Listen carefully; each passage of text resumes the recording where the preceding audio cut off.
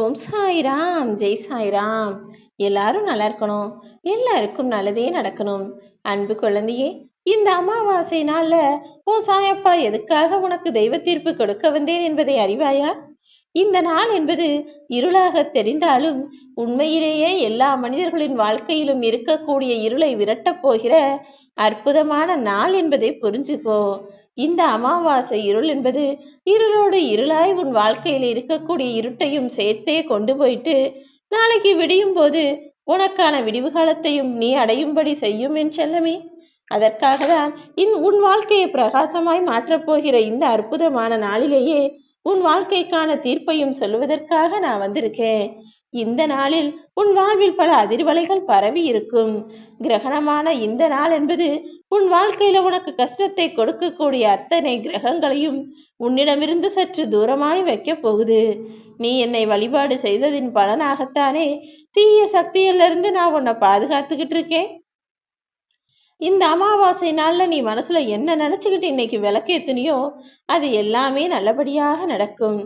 எல்லா தீய சக்திகளிலிருந்தும் எல்லா கெட்ட எண்ணம் கொண்ட கெட்டவர்களிடமிருந்தும் உன்னை விலக்கி தூரமா வச்சு நீ எதிர்பார்த்த உனது எல்லா ஆசைகளையும் உனது விருப்பங்களையும் வேண்டுதல்களையும் நான் நிறைவேற்றி கொடுக்க போறேன்.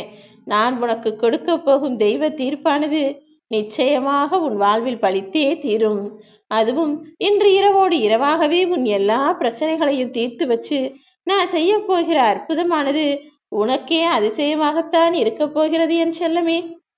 வீடு மனை வாங்கணுன்ற ஆசை இருந்தாலும் சரி, அல்லது நல்ல ஏதாவது ஒரு விஷயம் நடக்கணும், தொழில முன்னேறணும், கல்வியில வெற்றி கிடைக்கணும்னு இப்போது நீ எதை எதிர்பார்த்து கொண்டிருந்தாலும் சரி, குடும்பத்துல பிரச்சனை, திருமணம் தள்ளிக்கிட்டே போது, தம்பதிகளுக்கு இடையில ஒற்றுமையே இல்லைன்னு நீ எதை நினைச்சு வருத்தப்பட்டாலும் சரி, எல்லா பிரச்சனைகளையும் இன்று இரவோடு இரவாகவே நான் முடிவுக்கு கொண்டு வந்து விடுகிறேன் என் செல்லமே.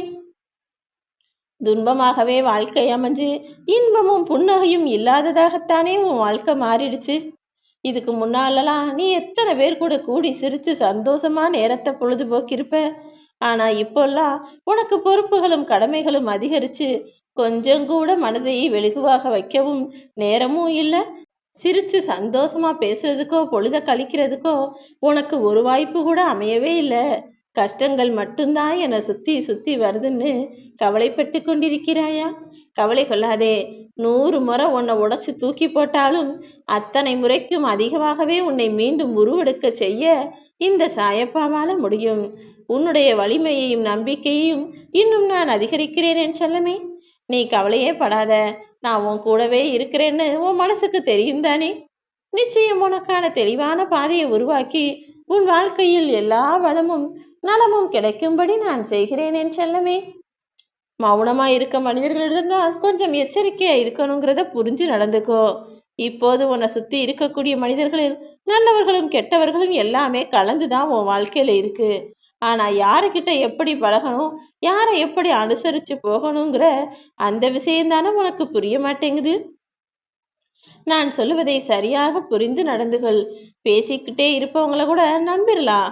ஆனா மௌனமாக இருக்கும் மனிதரிடமும் எந்த அசைவும் இல்லாத நீரிடமும் தானே எச்சரிக்கையாக இருக்கணும்.